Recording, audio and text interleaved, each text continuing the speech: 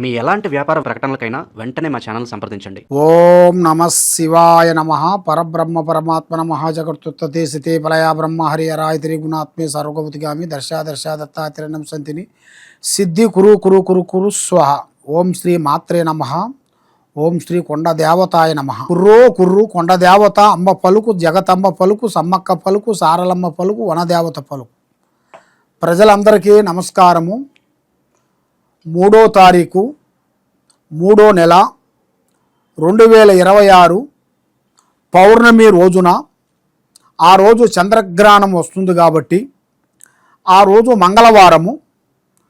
మరి ఆ చంద్రగ్రహణం ముందున చాలామందికి చాలా సందేహాలు ఉంటాయి. గర్భిణీ స్త్రీలు కానీ చిన్న పిల్లలు కానీ మరి బయటికి వస్తే ఎలా ఉంటుంది, మరి దానివల్ల ఎలాంటి ఎఫెక్ట్ ఏమైనా ఉందా లేదా అనేది చాలామందికి చాలా సందేహాలు ఉన్నాయి. కాబట్టి గర్భిణీ స్త్రీలు చాలా జాగ్రత్తగా ఉండాలి.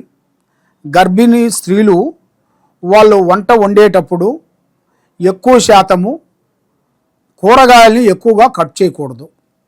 దానివల్ల ఆ చంద్రగ్రహణం వలన పుట్టబోయే బిడ్డలందరూ కూడా కొన్ని విధానాల ప్రకారంగా కొన్ని చెవు కానీ ముక్కు కానీ ఏదో ఒక వంక రూపంలో వస్తుంటుంది. కాబట్టి ఆ రోజున ఏది 3వ తారీఖు 3వ నెల 2026 ఆ రోజు పౌర్ణమి చంద్రగ్రహణం ముందున గర్భిణీ స్త్రీలు చాలా జాగ్రత్తగా ఉండండి. మరి అదృష్ట బలము, జీవిత బలము, యోగము ఈ 12 రాసుల్లో ఉండవలసిన వాళ్ళందరికీ మళ్ళీ ఇప్పుడు రావలసిన మనకి ఉగాది అనగా నూతన సంవత్సరం. ఈ ఉగాది 19వ తారీఖు 3వ నెల 2026న గురువారం రోజున మనకి వస్తుంది. ఆ గురువారం రోజున శ్రీ పరాభవనామ సంవత్సరం. ఈ శ్రీ పరాభవనామ సంవత్సరమున ఈ నూతన సంవత్సరం అందరికీ శుభాకాంక్షలు. అందరూ ఆరోగ్యంతో ప్రశాంతంగా మనశ్శాంతిగా ఉండాలని మనస్ఫూర్తిగా కోరుకుంటున్నాను. మీ కోయ ద్వారా బిఎల్ శ్రీనివాసరాజు. మరి మీ యోగాన్ని బట్టి, నక్షత్రాన్ని బట్టి ఈ 12 రాసుల్లో ఉండవలసిన వాళ్ళందరికీ ఏ రాశి అందునా ఏ రాశి నుంచి ఏ రాశి వరకు వాళ్ళ స్థితిగతులు మారుతున్నాయి, వాళ్ళ యోగ నక్షత్రం అనేది ఎంతవరకు వచ్చింది, వాళ్ళ గడియలు ఎంతవరకు నడుస్తున్నాయి, వాళ్ళకి విద్యారంగంలో ఎంతవరకు వచ్చింది, మరి కుటుంబంలో కూడా కళ్యాణం కాకోకుండా చేతికాడుకొచ్చింది దూరం కావటం, మరి ఎన్నో రోజుల నుంచి పెళ్లి కావాల్సిన వాళ్ళు కూడా లేటుగా పెళ్ళిళ్ళు కావటం, మరి వాళ్ళకి విద్యా రంగంలో కూడా చదువులో కూడా చాలామందికి చదువులో కూడా కొంచెం బ్రేక్ కావటం, రాజకీయ విశేషాల్లో కూడా కొన్ని ఇబ్బందికరమైన సమస్యలు కొన్ని రావటం, ఇంట్లో మనశ్శాంతి లేకోకుండా ఉండటం, ఆరోగ్య సమస్యలతో కొంచెం సతమతం కావటం, ఇలాంటి సమస్యలతో చాలామంది సతమతమయ్యే వాళ్ళందరికీ ఇప్పుడు ఈ 12 రాసులకి గురించి నేను చెప్పబోతున్నాను. ఏ రాశికి ఎలా ఎలా ఉంటుందో అనేది మీరు ఒక్కొక్క రాశికి ఒక్కొక్క విధంగా ఉంటుంది. మరి అది ఏ రాశికి ఏ టైం నుంచి ఏ టైం వరకు వాళ్ళకి కలిసి వస్తుందో అనేది ఇప్పుడు మనం చెప్పబోతున్నాం. ఓం నమ శివాయ. మార్చి నెల 2026 మీనరాశి ఫలితాలు.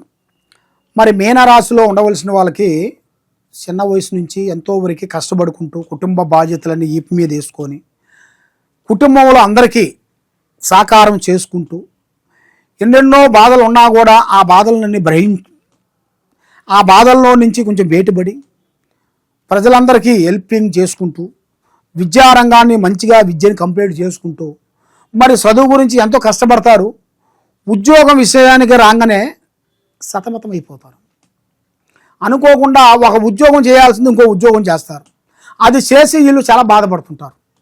మరి ఎందుకు స్వామి, నేను అనుకున్న ఉద్యోగం ఒకటి ఇది చేస్తున్నాను, మరి నేను చదివిన చదువుకి నాకు ఏమి ఫలితం లేకుండా అయిపోతుంది, చదివిన చదువు పెద్ద చదువు, చేసే ఉద్యోగం చిన్నది, ఎందుకు ఇలా జరుగుతుందా అని చాలామందికి చాలా సందేహాలు ఉన్నాయి. అది మీ మీద ఉండాల్సిన కర్మబలము, రావు బలము, పూజ బలం, ఈ 3 ఫలాల వల్ల మీకు అన్నీ సక్సెస్ కాకుండా అయిపోతుంటుంది. ఏ కార్యక్రమం చేసినా ఎక్కడ పోయినా కూడా మీకు దగ్గరకు వచ్చింది దూరం కావటం, మనశ్శాంతి లేకోకుండా ఉండటం, మానసికమైన కొన్ని ఒత్తిడి, ఏ పని చేసినా కూడా కొన్ని సికాకులు కొన్ని కనబడుతున్నాయి. మరి ఆ లక్ష్మీమూర్ అనేది మీ చేతిలో నిలబడుకోకుండా మీకు కొంత ఇబ్బందికరమైన సమస్యలు కొన్ని ఎదురవుతున్నాయి. మరి మీరు ప్రేమించిన స్త్రీలు కానీ పురుషులు కానీ మీకు అభివృద్ధిగా వచ్చే మార్గము అతి దగ్గరలోనే కొన్ని కనబడుతున్నాయి. మరి వ్యాపార రంగంలో కొన్ని మార్పులు, వ్యవసాయంలో కూడా కొంత అభివృద్ధి వచ్చే సిచ్యువేషన్లో కొన్ని కనబడుతున్నాయి. కాబట్టి ఎక్కువగా స్నేహాలు ఎక్కువ చేయొద్దు, బంధుమిత్రుల్ని ఎక్కువగా నమ్మకూడదు. మరి మీ మీద ఉండాల్సిన శని ప్రభావము మిమ్మల్ని 9% మిమ్మల్ని చాలా డిస్టర్బెంట్ చేస్తుంటుంది. 9% అనగా 9 ఏ పని చేసినా కూడా దాంట్లో 90% వరకు మీకు బ్రేక్ కావటం, ఒక్క 10% మీకు సక్సెస్ కావటం, ఇలాంటి కొన్ని సంఘటనలు కొన్ని జరుగుతుంటాయి. మరి మీరు ఏ కార్యక్రమం అనుకున్నా, ఎక్కడ పోదాం అనుకున్నా కూడా మీ బంధుమిత్రులు మిమ్మల్ని మోసాలు చేయటం, ఎవరిని నమ్ముతావో వాళ్ళు మీకు లేనిపోయిన సికాకులు కొన్ని పెట్టడం, స్నేహితుల నుంచి కొన్ని చెడు అలవాట్లు, చెడు నిర్ణయాలు, కొన్ని చెడు వ్యసనాలు గురించి బానిసైపోయి దానివల్ల మీరు సతమతం అయిపోయి ఏమి చేయాలా ఏమి చేయకూడదా అనేది మీకే అంతుపట్టని ఆలోచనలోకి వెళ్ళిపోయి బాధపడుతూ ఉన్నారు. కాబట్టి మీ మీద శని దోషాలు ఎక్కువగా ఉంది. కాబట్టి నవగ్రహ దోష నివారణ ఎక్కువగా కనబడుతుంది. నవగ్రహ అనగా 9 నవగ్రహాలు.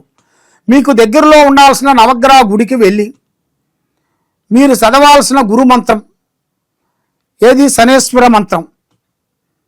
ఆ శనేశ్వర మంత్రాన్ని 9 సార్లు మీరు 9 విధానాలుగా మీరు చదివినట్టుగైతే ఓం శనేశ్వరాయ నమః, ఓం గురువాయ నమః, ఓం కేతువాయ నమః అనేది కొన్ని గురు మంత్రాలు కొన్ని ఉంటాయి. మరి ఈ శనేశ్వర మంత్రం అనేది ఆ మంత్రాన్ని మీరు జపించేసినట్టుగైతే తప్పకుండా మీ మీద ఉండాల్సిన అష్టకష్ట దరిద్ర దోష నివారణ అనేది శాంతమవుతుంది. లక్ష్మి మీ చేతిలో నిలబడుతుంది. మరి మీరు ఏ కార్యక్రమం అనుకున్నా, ఎక్కడికి పోయినా, ఏది చేయాలనుకున్నా అద్భుతమైన విజయాలను మీరు పొందబోతున్నారు.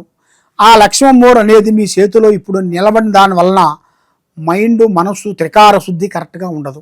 10 నిమిషాలు ఒక రకంగా ఉంటారు, 10 నిమిషాలు ఇంకో రకంగా మారిపోతుంటారు. మరి మీకన్నా చిన్న వాళ్ళే మీ దగ్గర డైరెక్షన్ తీసుకున్న వాళ్ళు కూడా ఇప్పుడు పెద్ద స్థాయిగా ఎదిగిపోయిన వాళ్ళు ఎంతోమంది ఉన్నారు. మరి మీరు ఏ కార్యక్రమం చేసినా, ఏ పని అనుకున్నా ముందుకు రాకోకుండా ఆ లక్ష్మమ్మోరు మీకు నిలబడుకోకుండా అయిపోతుంది. చేతికి ఆడకు వచ్చింది చేయి జారిపోవటం, మరి ఏ కార్యక్రమం చేసినా కూడా ఆ కార్యక్రమం మీకు బ్రేకు కావటం, మరి ఏది చేయాలనుకున్నా కూడా దానివల్ల మీకు కొన్ని సికాకులు కొన్ని ఎదురు కావటం. కానీ ప్రజలలో నరదిష్టి ప్రభావం మీకు 9% ఉందని చెప్పాను. ఆ ప్రజాదిష్టి లేకోకుండా శనేశ్వరుడికి శాంతం చేసినట్టుగైతే మీలో ఉండాల్సిన అష్టకష్ట దరిద్ర దోష నివారణ అనేది శాంతమవుతుంది. మరి మీరు ఎక్కడెక్కడో పోయి ఎన్ని గుళ్ళకి వెళ్ళి ఎన్నో పూజలు చేయించుకొని ఏది చేసినా మీకు అది ఫలించుకోకుండా, మనశ్శాంతి లేకోకుండా, నమ్మిన వాళ్ళు మీకు మోసం చేయటం, నమ్మక ద్రోహం ఇలాంటి కొన్ని జరుగుతుంటాయి. కాబట్టి మరి మీరు ఏది చేసినా ఎక్కడ పోయినా కూడా మీకు అందుబాటులో లేకోకుండా, మనస్సు శాంతి లేకోకుండా, ఏ కార్యక్రమం చేసినా కూడా కొన్ని ఇబ్బందికరమైన సమస్యలు మీకు ఎదురవుతున్నాయి. కాబట్టి మరి మీరు అప్పు అక్కడో ఇక్కడో తెచ్చుకొని కొన్ని పనులు కొన్ని పూర్తి చేసుకుంటూ పోతుంటారు. మీరు ఏరే దగ్గర నుంచి అప్పు తెచ్చుకున్నారనుకోండి, ఆ అప్పు తొందరగా తీరదు. ఒక అప్పు వల్ల ఇంకో అప్పు వల్ల ఇంకో అప్పు నీకు జరుగుతుంటుంది. దీనివల్ల మీ దగ్గర ఉండాల్సిన కొంత బంధుమిత్రుల్ని, కొంచెం ముఖ్యమైన స్నేహితుల్ని అందరినీ మీరు దూరం చేసుకుంటారు. ఎందువల్లంటే ఒక స్నేహితుడైనా కానీ, ఒక బంధువైనా కానీ ఒకసారి 2 సార్లు అడిగితే ఇస్తారు. కానీ మాటకొకసారి అడిగితే వాళ్ళది ఇల్లే కదా, వాళ్ళది సంసారమే కదా. అందువల్ల ఏమవుతుందంటే మన మీద ఒక నమ్మకం అనేది పోతుంది. మనసు మీద ఒక నమ్మకం పోయిందిరా అంటే మనం ఎన్ని కోట్లు సంపాదించుకున్నా ఆ నమ్మకం మళ్ళీ రాదు మనకి. ఆ విధంగా ఉంటుంది. ఒకసారి నమ్మకం పోయిందిరా అంటే జీవితాంతం బాధపడాల్సి వస్తుంది. అలాంటప్పుడు మనం అక్కడో ఇక్కడో అప్పు తెచ్చి పెట్టి ఏర్పాటు చేస్తుంటాము. కాబట్టి తెలుసో తెలియకో కొన్ని కార్డులు, క్రెడిట్ కార్డు లాంటివి కూడా కొన్ని వాడి దాని నుంచి కూడా కొన్ని సమస్యలు తెచ్చుకుంటారు. మీరు లేనిపోయిన సమస్యలు కొన్ని తెచ్చుకొని ఆ సమస్యల వల్ల ఒకదాని కాబట్టి ఒకటి అప్పు, చక్ర వడ్డీ, భూచక్ర వడ్డీ అలాగ మీకు చేస్తూనే ఉంటారు వాళ్ళు. ఆ బ్యాంకు వాళ్ళు అదిగో ఇదిగో మీరు కట్టాలి, లేకపోతే మిమ్మల్ని మీ ఇంటికి వస్తాము, మీ లేనిపోయిన సికాకు పెడతాము, మిమ్మల్ని కోర్టులో వేస్తాము, పోలీస్ స్టేషన్ దగ్గర వేస్తాము, మీ ఇంటికి వాళ్ళు వస్తారు వీళ్ళు వస్తారని మిమ్మల్ని భయపెట్టించి మిమ్మల్ని రకరకాలుగా ఎన్నో విధానాలుగా బాధ పెడుతుంటారు. అది వాళ్ళకి తెలియక ఏం చేస్తారంటే మా జీవితం అయిపోయింది అనుకొని వాళ్ళు ఆ టెన్షన్తో ఎంతోమంది ఆత్మహత్య చేసుకున్న వాళ్ళు, ఎంతోమంది చనిపోయిన వాళ్ళు ఎంతోమంది ఉన్నారు. కాబట్టి అలా మీరు తప్పుడు నిర్ణయం తీసుకోవద్దండి. కాబట్టి మీరు దేనికైనా పోరాడాలనుకుంటే కొన్ని కావాలంటే కొన్ని వదిలేయాలి, అన్ని కావాలంటే మీకు దక్కవు. కాబట్టి మీరు చేయాల్సిన కార్యక్రమాలు కూడా కొద్దిగా ఆలోచించి చేయాలి. ఎవరో ఏదో చెప్పారు, ఎవరో ఏదో చేశారని మీరు చేయటం కాదు. మీరు చేసే పని కూడా ఆచితూచి అడిగేయండి. మరి మీ మీద ఉండాల్సిన ఈ శని ప్రభావము, ఈ గ్రహ ప్రభావం పోవాలనుకుంటే మీరు ఎక్కడెక్కడో పోయి పూజలు పునస్కారాలు చేసుకొని ఏది కాకోకుండా ఇబ్బందిగా బాధపడుతున్నారు. కాబట్టి తప్పకుండా ఈ కింద ఉండాల్సిన నెంబర్కి మాకు ఒకసారి సంప్రదించినట్టుకైతే మీ జాతకాన్ని బట్టి, మీ యోగాన్ని బట్టి ఏం జరుగుతుంది, ఏం జరగబోతుంది అనేది కూడా మేము చూసి చెప్పగలుగుతాం. సర్వో జనా సుఖినో భవంతు. ఓం నమః శివాయ నమః.